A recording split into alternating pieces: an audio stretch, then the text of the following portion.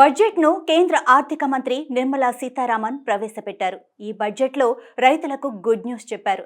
Kisan credit card పరిమితిని 3 లక్షల నుంచి 5 లక్షలకు పెంచుతామని కేంద్ర మంత్రి ప్రకటించారు. దీనితో రైతులు తమ పెట్టుబడులను మరింత సులభంగా పెంచుకునే అవకాశాన్ని పొందారు.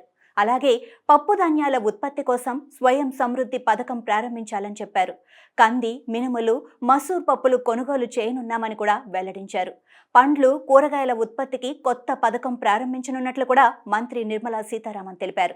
ఈ పథకంతో రైతులకు మంచి లాభాలు చేకూరనున్నాయి. ఈ బడ్జెట్లో మన దేశం ఆర్థిక వృద్ధి పరంగా మరింత ముందుకు సాగిపోతున్నట్లు పేర్కొన్నారు.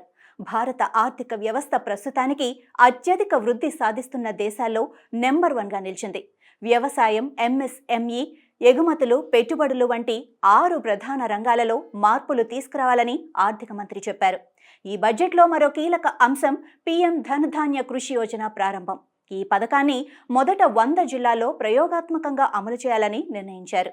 ఈ పథకం ద్వారా 17 కోట్ల మంది రైతులకు లాభం చేకూరుతుందని, వారికి ఆర్థిక సాయం అందిస్తుందని మంత్రి వివరించారు. వలసలు అరికట్టడంపై కూడా కేంద్ర ప్రభుత్వం ప్రత్యేకంగా దృష్టి సారించిందని, ఇది ముఖ్యమైన లక్ష్యంగా పెట్టుకొని పనిచేస్తామని పేర్కొన్నారు. ఈ బడ్జెట్లో పప్పు ధాన్యాల కోసం 6 సంవత్సరాల ప్రణాళిక కూడా రూపొందించబడింది. ఈ ప్రణాళిక ద్వారా పప్పు ఉత్పత్తిని పెంచటం, రైతులకు మరింత ఆదాయం కల్పించటం లక్ష్యంగా పెట్టుకున్నారు.